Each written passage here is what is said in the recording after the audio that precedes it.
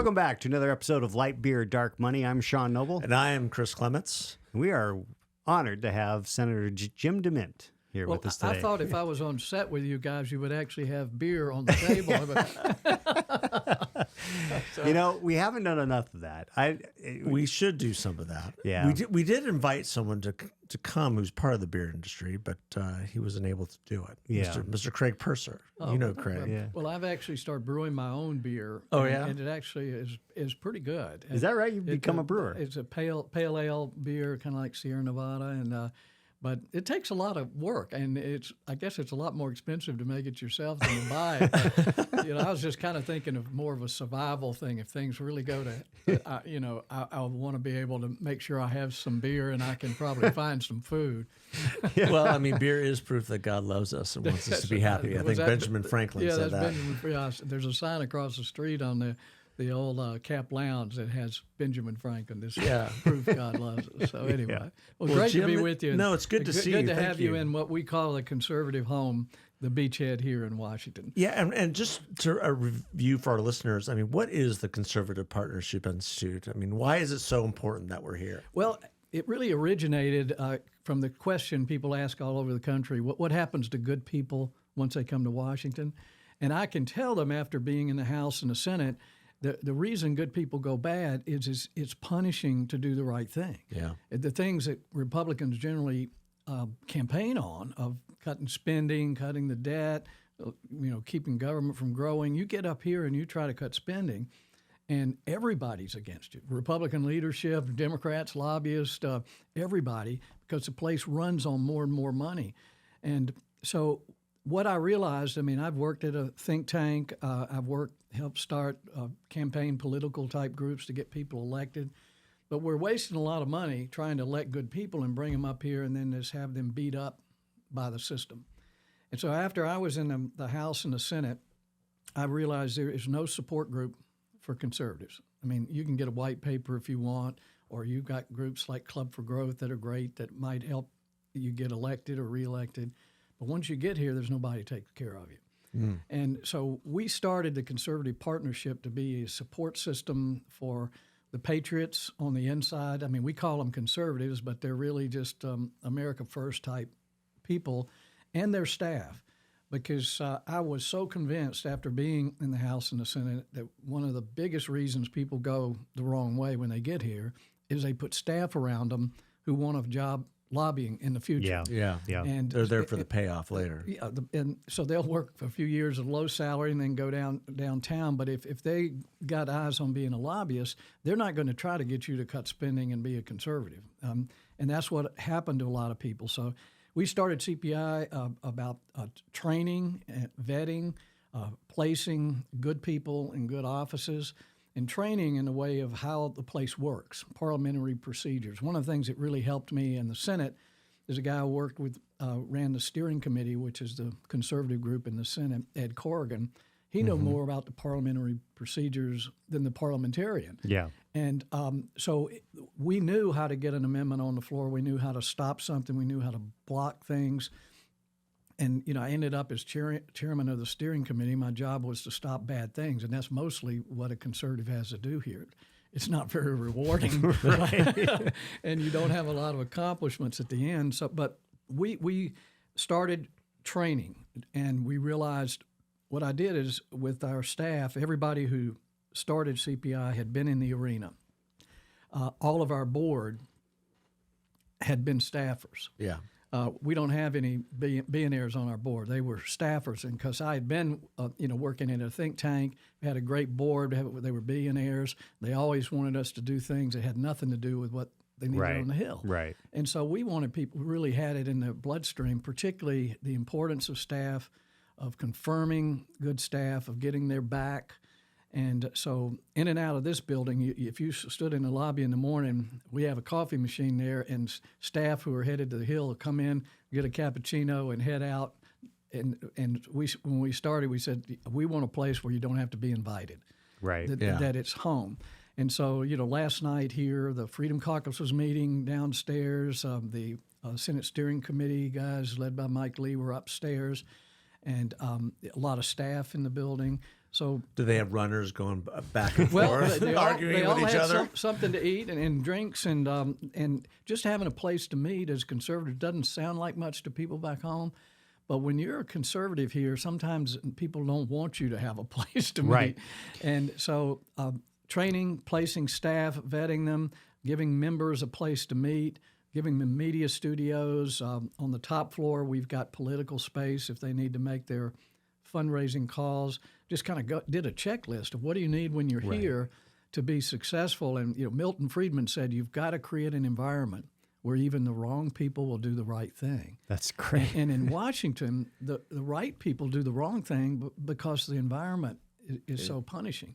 So I think them in. and what we want to do is have a permanent beachhead here for conservatives. So one of our donors helped buy some buildings across the street. We've created an academy. We're going to reopen Cap Lounge as kind of a conservative Cheers, and office space for groups like Russ Vogt, who started, or Stephen Miller. We try to, instead of becoming big ourselves, incubate other groups. We helped Ben Carson start his group. And what we find, if we've got a lot of conservative entrepreneurs out there filling the gaps in the movement, that it's a lot more effective than just trying to grow a 300-person organization, which I've been in, and there's some great things about it. But once you get that large, there's a lot of bureaucracy. So, and another thing we've learned to try to do is we meet every week with a lot of leaders from other conservative groups, try to get them on the same page. We write a memo to the movement, as we call it. If someone inside Congress is charging the Hill to block a bad bill or whatever, we want to get all the conservatives on the same page, signing a memo that they're supporting them, because we want them to feel like there's some support for doing the right thing. But we've been doing this 7 years. I feel like it's more important than anything I ever did in the House or the Senate. And it's kind of my passion to support the people who are willing to fight for the country. That includes congressmen and senators, but a big part of it is making staff feel like if they're a conservative, that they're part of an elite group. Yeah, that's a really, really good point, because I remember as a very young staffer, I was, when I first came to Washington, I staffed Congressman Shadegg on the Budget Committee. And I remember that there was a big battle on the budget issues. Kasich was the chairman, and, he was obviously aligned with Newt. And, Newt was an okay conservative speaker, some challenges sometimes. But that seems to happen for some reason. We would have these staff meetings of the budget associates. And I remember that there was a senior staffer there one day that, we had there was some conflict within the committee about a spending issue or that kind of thing. And this staffer said, it's your job to make sure your member toes the line. And I thought, wait a minute, that's not my job. My job is to support what my congressman wants to do. Yeah. And I was just astounded that, I saw the heads nod, and I was like, it's so true that I was working for a conservative. I was very conservative, and they were saying it's my job to not let him be a conservative. Yeah, I was like, that's insane. Yeah, and yet there's no sort of mentorship or support or anybody you could go to and say, what's really going on? I mean, here? I was 25 years old. Of course. And that's really the great task of the Conservative Partnership Institute, is bringing all those 23, 24, 25-year-old kids in here and teaching them how the place really works, we teach so them, they don't get sucked when you into bring how them the place together, shouldn't work. You have people from offices all over the Hill. Yeah. And when they leave, they know each other. And one of the things that helped me the most in the Senate is my staff knew staff in conservative offices in the House. And if we wanted to get some people together, they could get us together easier than the members could. So to have staff that feel the freedom to help drive things. I mean, a lot of times staff's telling you what to do as a member. And so they have to be on your page. Yeah. I mean, when you've got 6 committees and subcommittees, you're running down the hall with some 25-year-old down the hall telling you where you're going and what you're going to say. Oh, yeah. And you may say, I'll never do that. But once you have constituent meetings, you've got fundraising. And so you've got to get those staffers on the same page. And we just realized that after being there, that we want to make sure that 25-year-old staffer is on the same page with the member, and that staffer knows how to get things done. Right. Because I knew if one of my staff came and pulled me out of the meeting and said I had to go to the Senate floor to stop something or object or whatever, that staff member knew what they were doing. And when I got there, they would walk in with me, hand me a sheet of paper, and say, "Mr. President, I object." And then there was something I had to say after that. And then I'd run back to the committee meeting and try to figure out what I was supposed to say. But I think that's part of the game here is they get you so busy that the members are out there running around while the leadership and the lobbyists are writing the bills. Yeah. Yeah. It's so interesting because we had Congressman Shattuck on it, or Congressman Schweikert on a previous episode had said exactly the same. They overschedule you so that you can't think. Right. Yeah. You really can't think. And to take initiatives requires pulling people together. And that's why this building is so important. Is last night there were probably 30 Freedom Caucus guys who said trying to pick what fights they need to make and which ones they can do together. And sometimes they have to agree that they're not going to be on the same page. But when they find the things where they are going to go in the fight together, it takes some strategy and planning and leadership. It just doesn't happen when you're isolated in your own office. And we tried when I was in the House to have meetings after votes and you might get 3 or 4 people in somebody's office and everybody had to go somewhere else to a fundraiser. So that's a big part of what we try to do is get these folks to come together. We're not trying to tell them what to do or what policies. Generally, the conservatives know more about policy and what the strategy than any think tank could tell them to do. Absolutely. Because they're in the trenches. Because they're in the trenches. Well, and they've got the right ideas. Yeah. For them, it is about the ideas. Yeah. And across the street, if you're a think tank, it looks a lot easier. Why don't they just do this or that? But from being here, it gets pretty complicated of how to weave your way through and actually get something done. And in the case of kind of where we are now, you're usually trying to stop something. Yeah, absolutely. So let's talk about the landscape and where things are. I mean, obviously, we're in a very much a defense mode because we have a Senate and a president who are absolutely against us. Talk a little bit about who the opposition is, why we need to be concerned, and what we can do as conservatives to push back against that.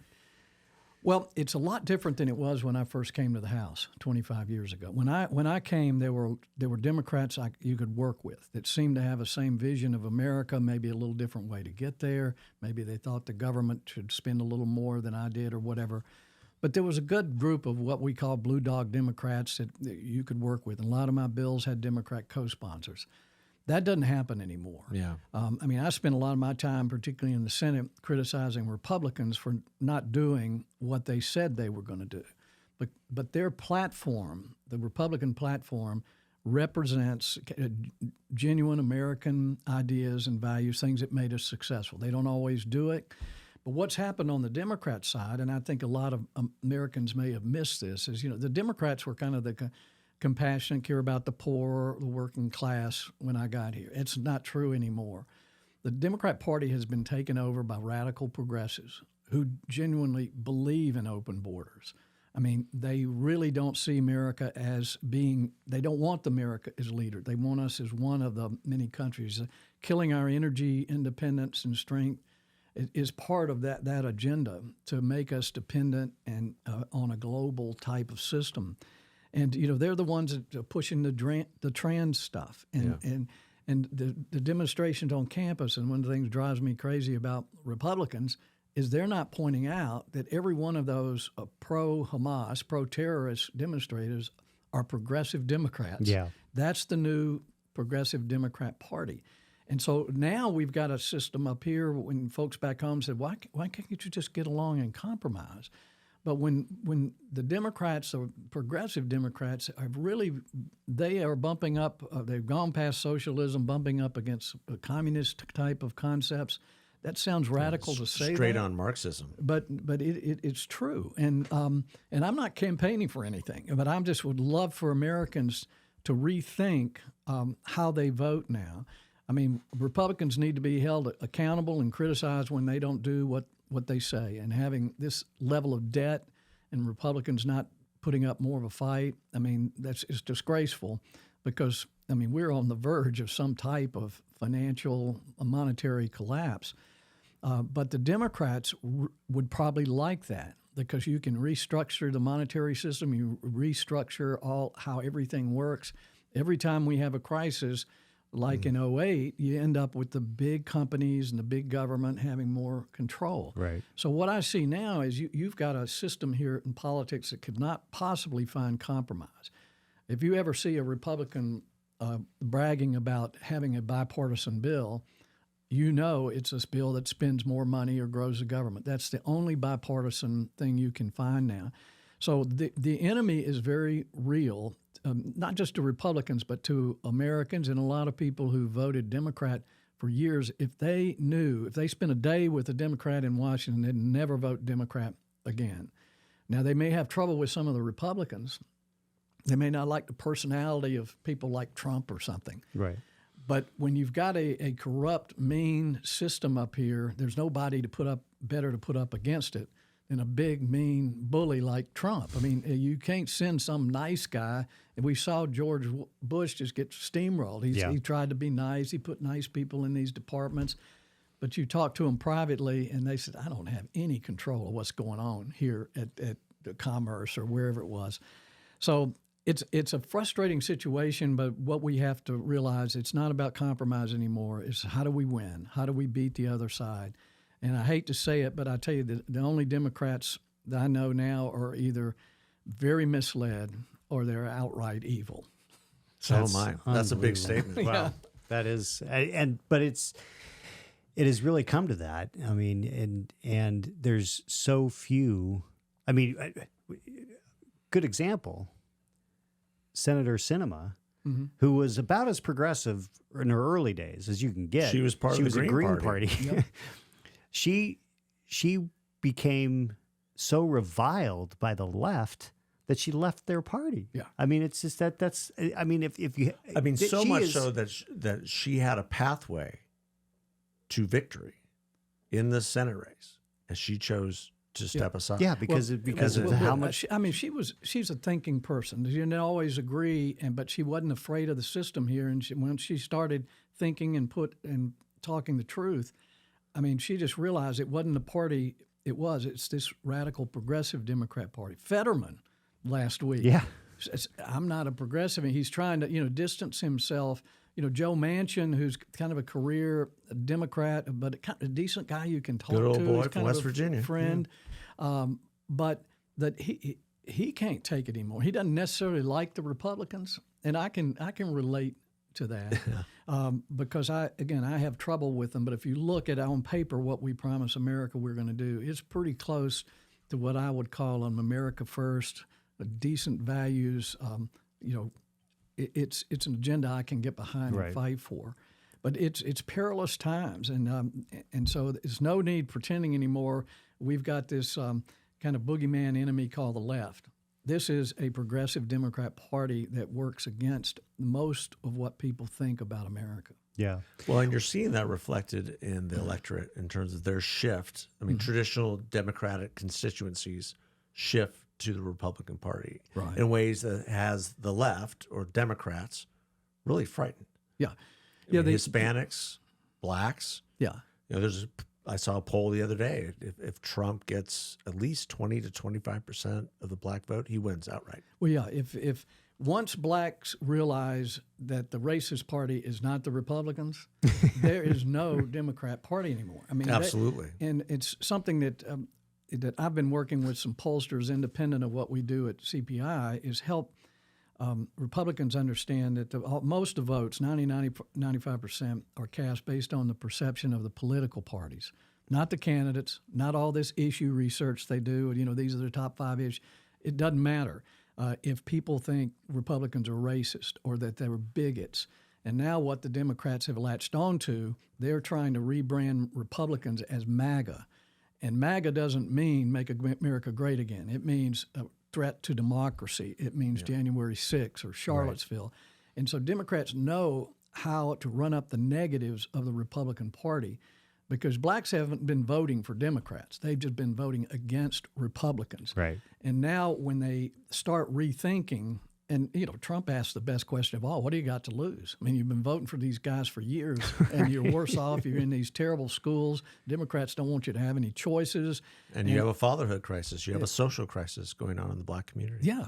And that's the way the Democrats want it. They want them to be dependent. They want them to believe they're victims. Yes. And that's their whole political strength, is divide America into groups, make everybody feel like they're victims and that they're fighting against each other, and the Democrats are the only one who can save them. Now, most Americans are smarter than that, and I think if we can clean up how elections are held, like DeSantis did in Florida. I mean, he it was kind of a purple state. It would go Democrat. But they cleaned up Broward County, make sure that just honest voting.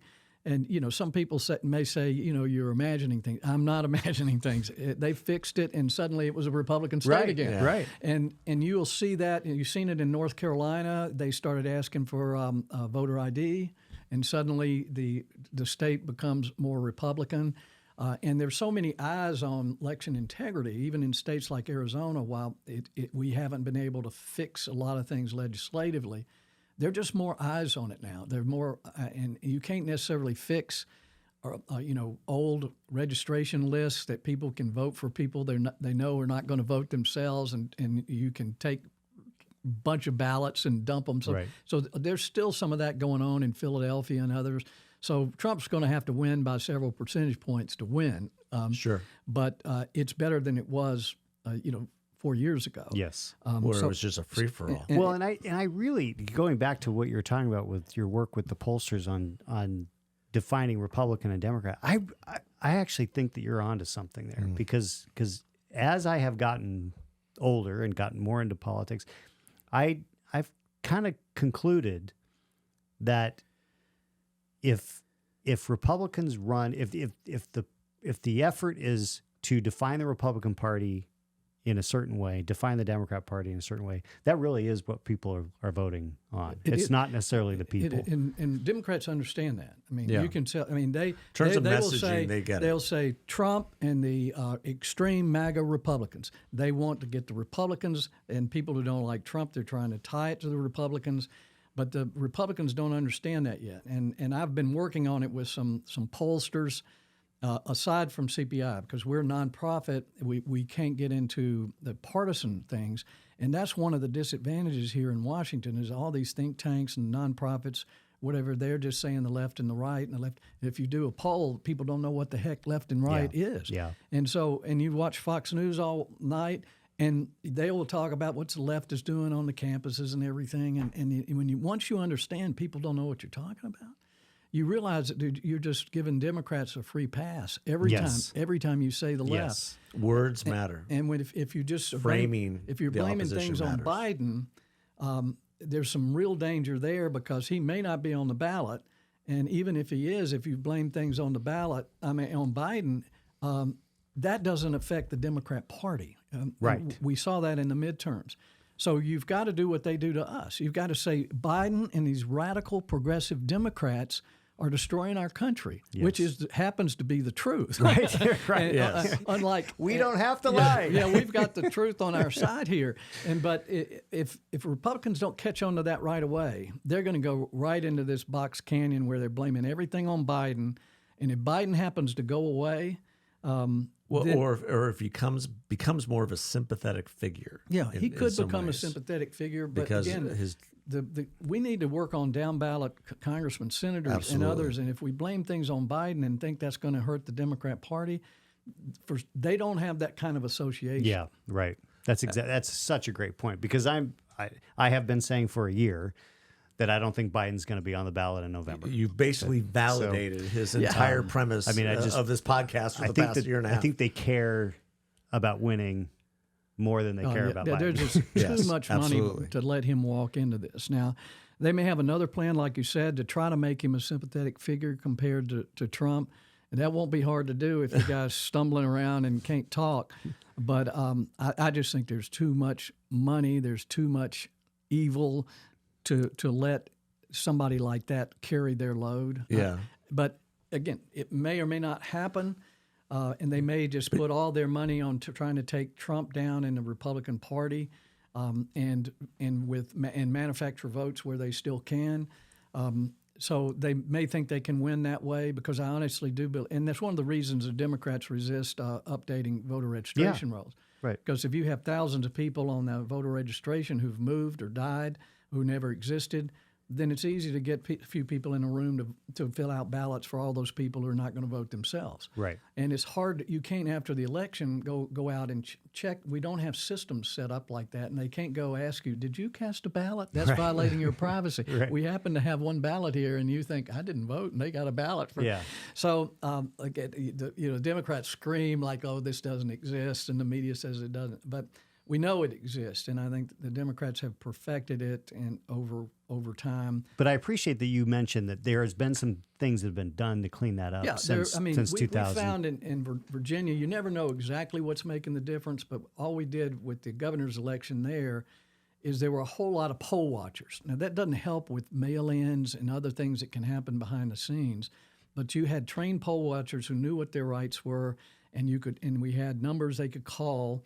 And a lady who works with us, Cleta Mitchell, had done a lot of that training, and we believe that might have helped, a couple of percentage points.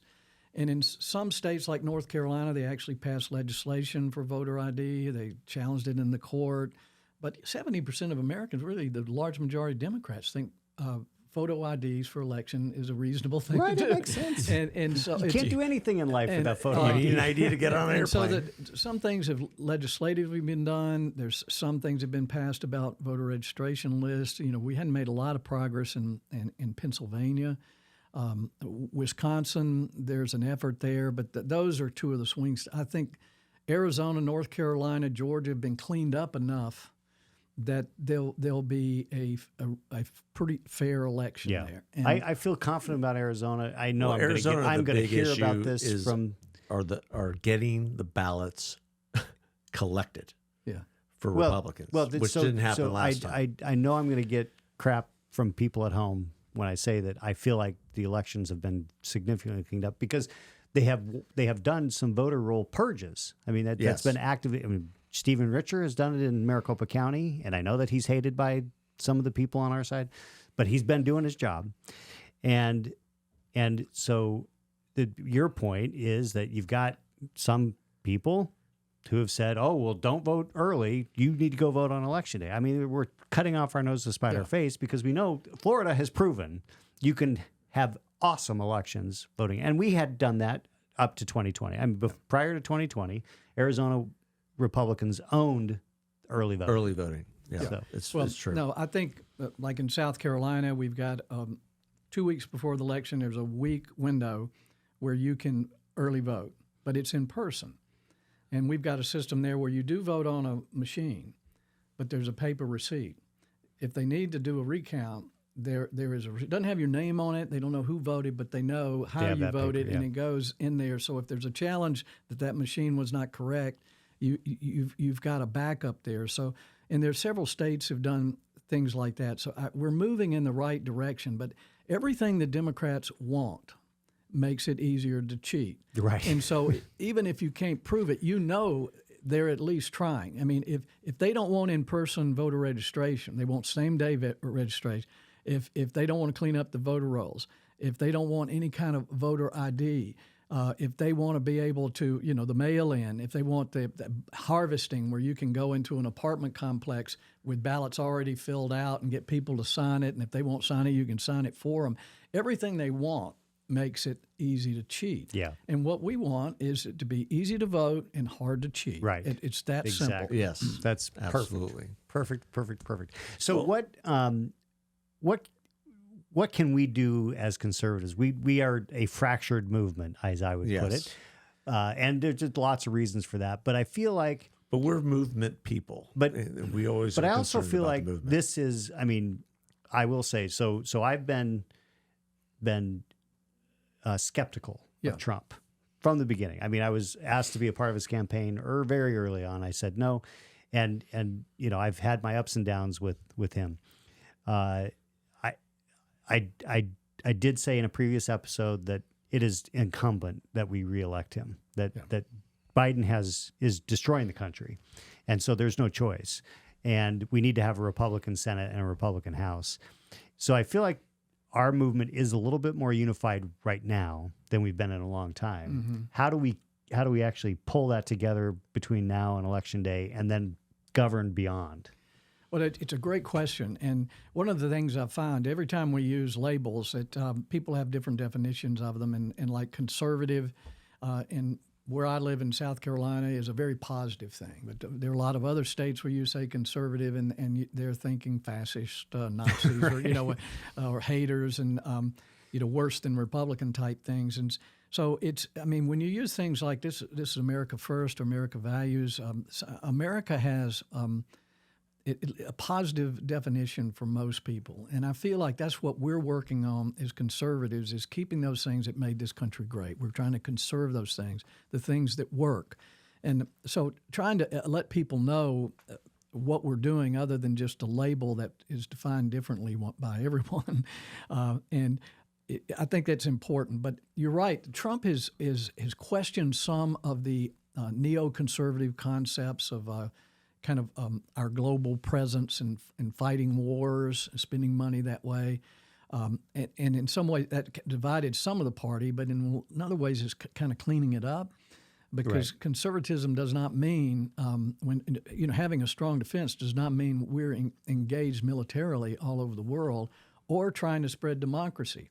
Because everywhere we've tried to spread democracy, it's just legitimized tyrants all over the world. Right. And so we can't take a culture in the Middle East or whatever and try to make it like us, because the fact is we're not like us anymore. I mean, the people really, the young folks now, a lot don't believe in God. They don't believe in really the faith component is so close to the freedom aspect. Yes. Once that's lost in a society, the ability to live free is really jeopardized, because you're going to look to the government as your God if you don't have a God. So I do think the movement is and maybe movement in and of itself is a label that some people don't know what the heck you mean, but it's basically a consensus towards this America First idea is what we all want to be a part of. And Trump has helped to facilitate that in a lot of ways, but the thing that's really driving us together is how far towards the evil socialist communists that the Democrats have gone. The competition has become so vile in a lot of ways and so anti-American that we have to realize that we have to come together, independents, Republicans, people who say they're conservative and those who are moderate. I do think that's driving us together. Now Trump grates on a lot of people, and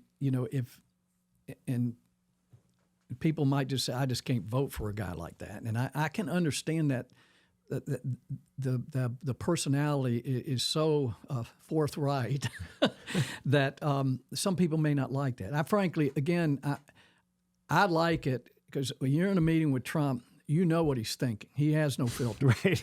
And he really can't lie. I mean, he can exaggerate. He's a salesman. He's a visionary, so he's talking about things that aren't there yet. I've worked with CEOs and creative people like that.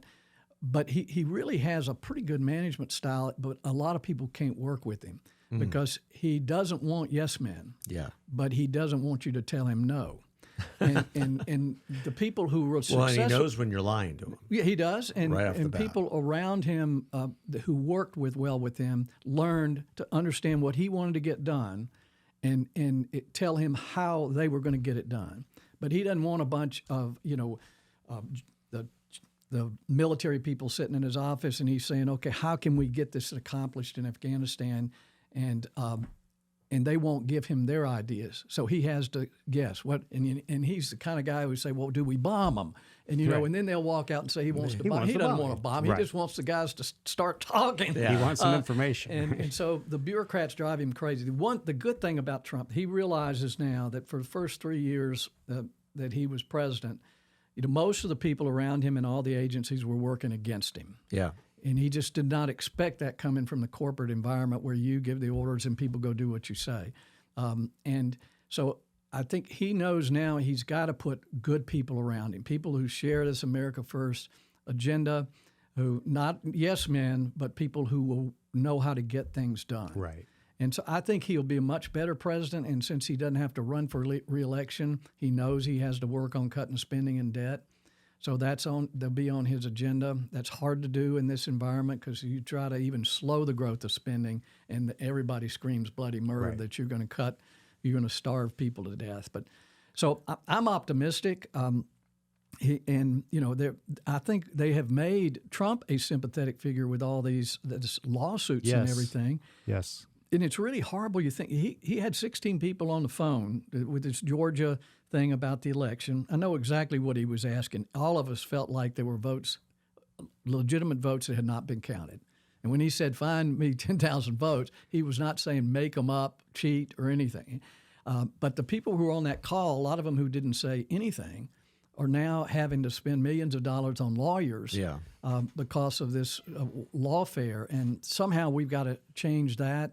And if I wasn't going to vote for Trump before, I would vote for him now just because he'll be in a position to close that out and pardon these people and hopefully, and I don't think he's going to be in the retribution. He may act like he's that way, but he isn't going to do that. Yeah. He's not going to have time. No, he's not. He's really not going to have time. A lot of stuff to do. But I think you're exactly right.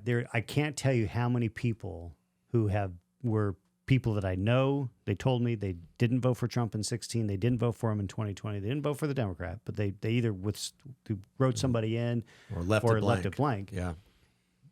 Dozens and dozens of people have told me I'm voting for Trump this time. Yeah. I mean, I really think that, like in Arizona, and everyone's got a trigger point. And a lot of this lawfare, we've talked about it on the show. Lawfare has been a lot of big this lawfare has been a trigger point. I've talked to you about it before, and it's one of the bigger cases is Letitia James's case on his real estate. Yeah. As a business person, and I've said it time and time again, I mean, if you're a business person in New York City, and you're watching that judgment against Donald Trump, you're taking all your money and you're running. Well, you'll because be they're coming after you next. If you're putting something up for sale, you want to. I'm afraid to ask too much, which we always do. You know, if you're going to sell a house, you ask too much, and you know you're going to come down. If you're valuating your assets, you're going to valuate them at the highest point that you can. If the bank agrees, you're good. Yeah. If they don't agree, then you negotiate. It's so ridiculous because thing. banks are going to determine what the thing is worth, and so what you say is not relevant. And nobody thought they were cheated. But the other part that I think people are driving to Trump is also on the social issues. And I'm not even talking about abortion. I'm talking about Title IX. I'm talking about boys competing in girls' sports. It's ridiculous stuff. People are now saying we are the fathers of daughters, and that's enough. Yeah. Okay, we're done because that is not going to happen on our watch. What we haven't told America now we've gone over to the Looney Tunes. What we have not told America is that Looney Tunes. This is the Democrat Party. Yeah. It's not the left. I mean, all of this the gender stuff. It's all being promoted by the Democrats through teachers' unions and other things. We've got to be more explicit with people to help them see that the progressives have taken over. They're the ones that are doing this weird stuff. And it ain't going to get any better if they win again. I mean, it's going to get a lot worse. It's going to get a lot worse. It's going to get a lot worse.